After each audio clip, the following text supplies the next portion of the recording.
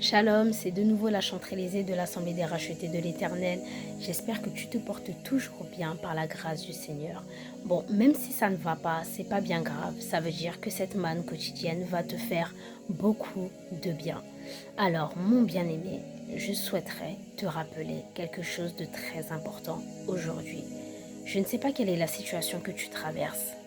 Je ne sais pas ce qui te met dans cet état de tristesse, ce qui met tant d'amertume dans ton cœur.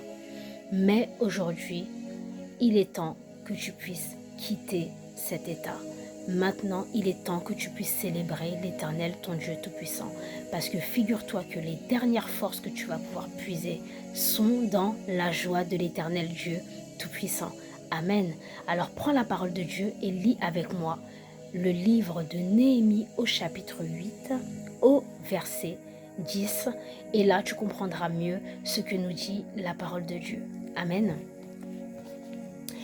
Ils leur dirent, allez, mangez des viandes grasses et buvez des liqueurs douces, et envoyez des portions à ceux qui n'ont rien de préparé, car ce jour est consacré à notre Seigneur. Ne vous affligez pas, car la joie de l'Éternel sera votre force. Amen. Alors, mon bien-aimé, tu vois, il est maintenant temps que tu quittes cet état. C'est vrai, ça te paraît pas grand-chose. Tu te dis que c'est en voyant, c'est en quittant ton état de tristesse que les choses vont changer. C'est vrai, ça paraît tellement improbable, mais l'Éternel Dieu te dit que ce jour est consacré à l'Éternel Dieu, que chaque jour où l'Éternel te permet d'avoir ce souffle de vie, c'est un jour qui est consacré à l'Éternel Dieu. Par conséquent, ça doit être un jour de célébration. Chaque jour que nous vivons doivent être des jours de célébration. Et maintenant, séchons nos larmes, sèche tes larmes et va puiser les dernières forces qu'il te reste dans la joie de l'Éternel.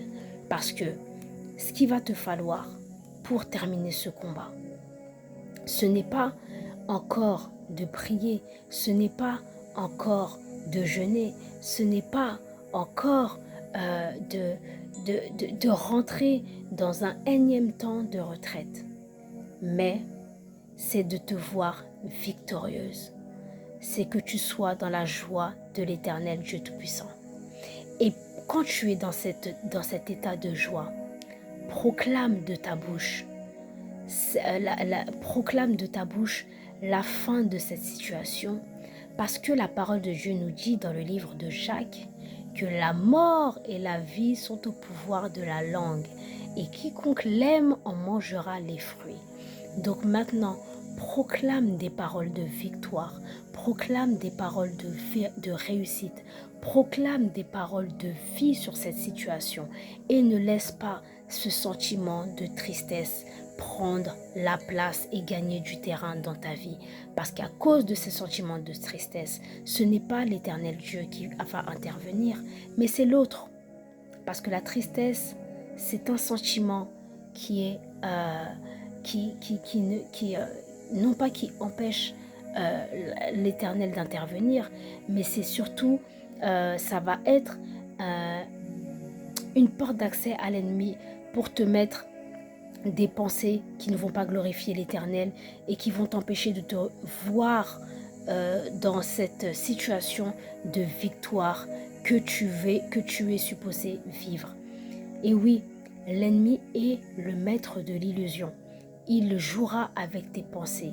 Il te mettra dans la tête de faux raisonnements qui t'empêcheront de te retrouver, de voir cette situation prendre fin. Mon bien-aimé, dans cette situation, crois-moi, c'est la célébration de l'Éternel Dieu. C'est la joie de l'Éternel Dieu qui te donnera ces dernières forces pour pouvoir, encore une fois, prendre les armes et mener ce combat jusqu'à la victoire. Alors, mon bien-aimé, souviens-toi, la joie de l'Éternel est désormais ta force. Sois béni au nom du Seigneur Jésus-Christ et à très bientôt.